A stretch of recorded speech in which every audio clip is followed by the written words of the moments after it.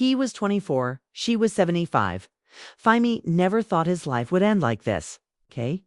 A poor mechanic from Lagos now standing in a cold American mansion. People said he sold his soul for money. They didn't know the truth. This was not just a marriage, it was a price, a secret, a danger waiting to happen. The story began in Lagos, Nigeria. Fahmy Adiwal was only 24, dark-skinned, lean, and tired from life. Every day, he worked in a hot mechanic yard, fixing broken taxis. The sun burned his skin, sweat dripped into his eyes. His hands were always greasy. That evening, he lay under a rusty taxi, tightening a bolt with shaky fingers. "Fee, you done yet?" his boss shouted. "Almost," Fahmy said softly. His stomach growled. He had not eaten since yesterday. When he finished, the boss threw some crumpled cash at him. "That's all for today. Times are hard." Fahmy nodded silently. He couldn't argue. He needed this job. He walked home through the crowded Lagos. Streets, generators droned, vendors packed their goods. The smell of roasted corn mixed with exhaust fumes. Fahmy's feet were heavy. Hunger made his head spin. When he reached their small one-room apartment, his sister Tommy was sitting on the floor, reading by a cheap lantern. Their mother lay on a thin mattress, coughing hard. Mama Fahmy knelt beside her. Her breathing was rough and broken. Tommy looked up. "Did you eat anything today?" Fahmy shook his head. "No, you eat. There's a little gari left." She pushed it toward him, but he refused. The room was silent except for Mama's coughing. Fahmy sat on a stool, holding his head in his hands. Tommy studied his face. "What is it? You look worried." "I'm just tired," he said. "Tell me," Tommy whispered. Fahmy hesitated. Then the words spilled out. "There's a woman, online, from America. Old, very old." How old? Tommy's voice was sharp. 75. Tommy stared at him. "What does she want?" Said she'll help us. She'll pay for Mama's treatment. Your school fees." Tommy blinked. "Why?" Fahmy looked away, ashamed. "She wants me to marry her." Tommy's mouth opened in shock. "Fee, are you serious?" "I told her no. I'm not for sale." Tommy went quiet. "But she has money." "Forget it," Fahmy said firmly. "I blocked her." That night, Mama's coughing turned bloody. They rushed her to the hospital. The doctor's face was tired. "She needs oxygen now. Pay $500 immediately." $500. Fahmy checked his pocket. 900 naira. Nothing. Tommy's voice broke. "What will we do?" "Mama will die." Fahmy pressed his hands over his face. His body shook. He walked outside into the night. The air was thick and hot. His chest felt like fire. He pulled out his old phone and stared at Helen's last message. "I can help you. Marry me." His thumb hovered over the screen. He wanted to throw the phone, but Mama's face came into his mind, her thin chest struggling for air. He typed slowly. "Is your offer still open?" He pressed send. That night he didn't sleep. He lay on a hospital bench, staring at the dark ceiling. Beside him, Tommy dozed in a chair, clutching her school books. Mama's labored breathing rattled behind the thin curtain. At 4 a.m., his phone buzzed. "Helen, I see your message. Do you want my help?" He didn't reply. "Helen, how much do they need?" Fahmy typed. $500 now. More for treatment later." "Helen, okay, I'll send it." Minutes later, his phone beeped. Money arrived, enough to pay the hospital. Fahmy felt dizzy. He shook Tommy awake. "Stand up. Let's pay." She blinked in shock. "Where did you get it?" He didn't answer. She knew. She pressed her lips tight. Tears rolled silently down her face. The nurse fixed Mama's oxygen. Her breathing eased. Fahmy walked out, sat on the cold hospital step, and cried like a child. Next morning, Helen messaged again. "You see, I kept my promise. Now I want your answer." Fahmy stared at the screen. His hands shook. "About what? Marriage." Fahmy's stomach twisted. Why me? He asked. 'Cause you were honest. You told me the truth. You're not greedy. You need help. You want to buy me, Fahmy typed. I want a husband, Helen replied coldly. It's a deal. I help you, you help me. Call it what you want. Her next words hit him like a hammer. Say yes. I will pay all your mother's bills, your sister's fees. I'll send your ticket. We can marry in days. Fahmy's throat felt dry. Tommy came outside, Fee. He showed her the phone. She read every word. Her lips trembled. Fee, I won't force you. But Mama will die if you don't. Fahmy bent his head. His voice broke. It's shameful. Tommy's eyes filled with tears. We are finished if you don't get help. Silence fell. Finally, Fahmy typed, Okay, I agree. Helen's reply came like a gunshot. Good. Don't disappoint me. 2 days later, his passport was ready. Helen sent the address. He picked it up with shaky hands. That night, Helen's final message came. Your ticket is ready. You fly. Tomorrow. Everything felt like a dream. Or a nightmare at the hospital. Mama was breathing easier. Fahmy held her hand. I have to travel, Mama, he whispered. For work. Yes. Come back for us. I will. Outside. Tommy waited, her eyes red from crying. Back home, they packed in silence. Tommy pressed a small rosary into his hand. Take this. Please don't forget us. At the airport, Tommy held him like she would never let go. Her voice broke. Fee, I'm sorry I made you do this. Fahmy hugged her tightly. His chest ached. Take care of Mama. I'll send money, I will, she whispered. Just come back alive. When the plane landed in America, Fahmy woke with a start. He pressed his face to the window. Bright city. Lights stretched like stars. The air smelled strange. People in heavy coats walked fast.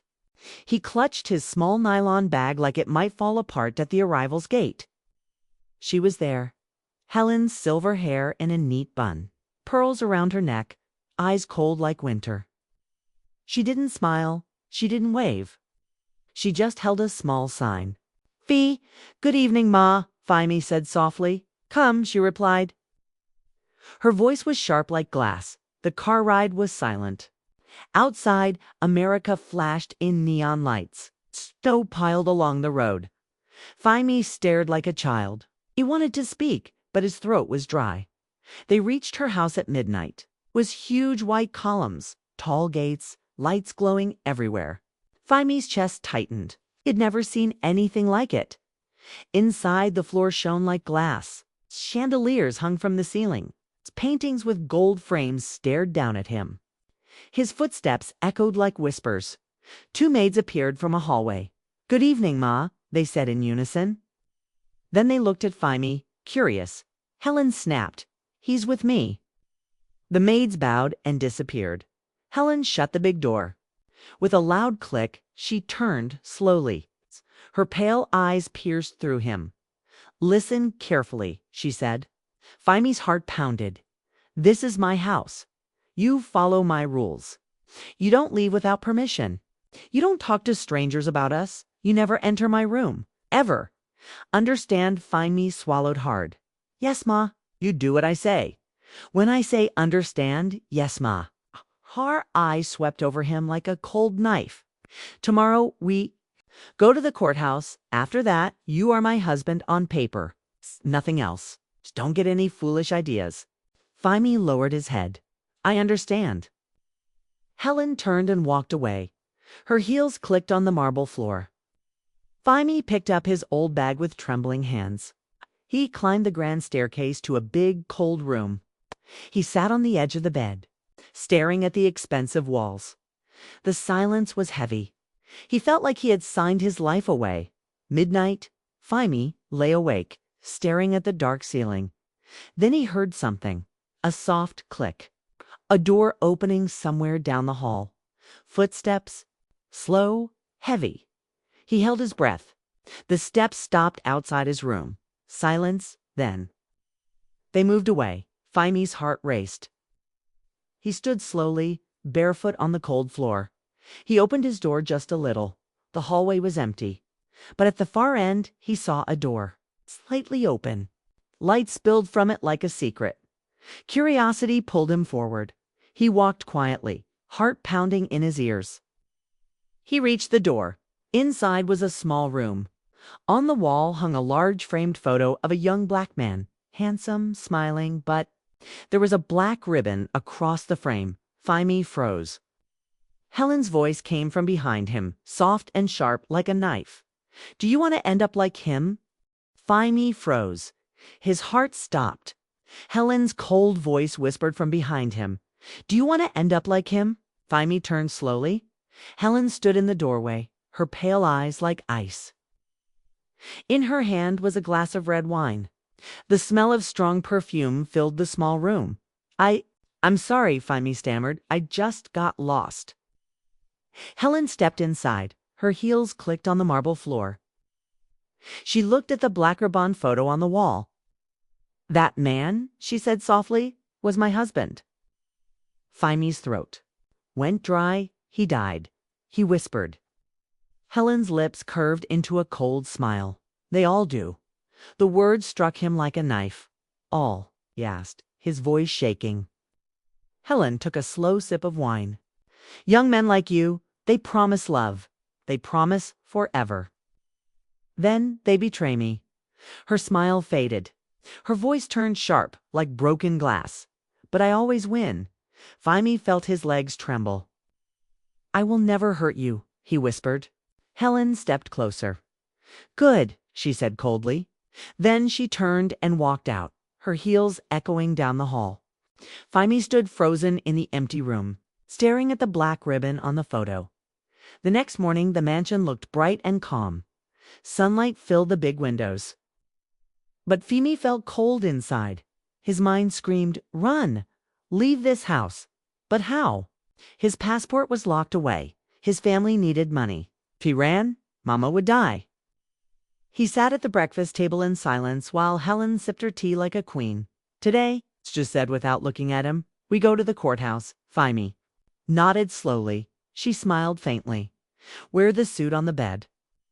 It cost more than your life." At the courthouse, they signed papers, flashes of cameras. A man from the press whispered, "Lucky boy. 24, marrying, 75. What a deal." Fahmy forced a smile. His stomach churned. Helen held his arm tightly, smiling for the cameras like a movie. Stardot, when they returned home, Helen called the staff. "This is my husband," she announced. The maids bowed their heads, hiding their faces. Fahmy saw fear in their eyes. One maid looked like she wanted to speak, then stopped. Helen's eyes swept the room like a blade. "Prepare a welcome dinner," she ordered. Then she looked at Fahmy and smiled sweetly, but her voice was cold. "Remember, dear, you belong to me now." That night, Fahmy lay awake in his big, cold bed. He stared at the ceiling. The words echoed in his head. "They all do." What did she mean? How many young husbands before him? Why did they die? His stomach knotted in fear. He decided to search the house. He waited until the mansion was quiet. Then he slipped out of his room barefoot, his heart racing. The hallway was dark. Fahmy moved like a shadow. He passed the black ribbon photo again and shivered. At the end of the hall was a door, heavy.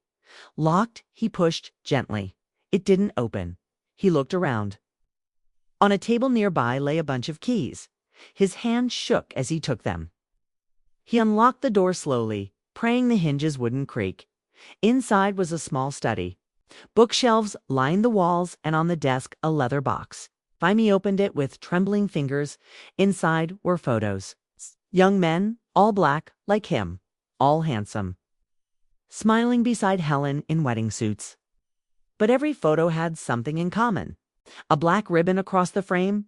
Fahmy's blood ran cold. He dropped the box. It hit the floor with a dull thud. Footsteps echoed behind him. He turned slowly. Helen stood in the doorway, her pale eyes glowing in the dark. Curiosity, she? said softly, is a dangerous thing, my dear. Fimy's voice cracked. Who are they? Helen stepped closer. Her heels clicked like gunshots. They were like you, she whispered. They promised me forever. Then they tried to leave.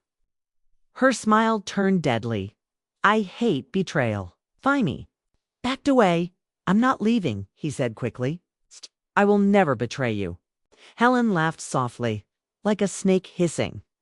You all say that. 'Fore you run. She moved closer. Her voice dropped like ice water. Try to run, and your family will pay. Fimy froze. His heart hammered. She knew about Mama, about Tommy. How do you? Helen cut him off. I know everything, okay? Lagos, the hospital, your sister's school. I control it all. Her voice was calm and cruel. You belong to me. For life. Then she leaned close and whispered, or death. Fimy didn't sleep that night. He sat on the edge of his bed, shaking. He couldn't run. If he did, Mama would die. Tommy would suffer. But if he stayed, he might end up like those men in the photos. He had to be smart, so Fimy changed his plan. He smiled at Helen the next day. He kissed her hand at breakfast. Played the perfect husband. Trips, photos, expensive suits. The world thought they were in love. But inside, Fimy's mind worked like fire. He found out where she kept her safe. He learned her schedule. He read her papers when she slept, and then he saw it. Her will, everything, her house, her cars, her money would go to her beloved husband if she died. One evening, Helen poured 2 glasses of wine. To us, she said sweetly. Fimy smiled and lifted his glass. His heart pounded. He drank slowly, his eyes never leaving hers. Later that night, Helen went to bed early. She looked tired. Good night, my love, she whispered. Fimy smiled. Good night. The next morning, the maids screamed. Helen lay still in her big bed, cold, silent. The doctor said it was her heart. No foul play, just old age. But some whispered that the wine had tasted strange that night. No one could prove it. Weeks later, Fimy stood in the same mansion. Now it was his. All of it. He wore a black suit. Guests shook his hand at the funeral. Some whispered, he's lucky. Others said, he's dangerous. Fimy stood before Helen's coffin. Her pale face looked calm. He leaned down slowly and whispered, thank you for saving my family. Then his voice hardened like steel. But you almost killed me. He turned and walked away, the cold marble floor echoing under his steps. Outside, the sun was shining. But inside, Fimy's shadows remained. Because sometimes love is not love. Sometimes it's a trap. Sometimes it's survival.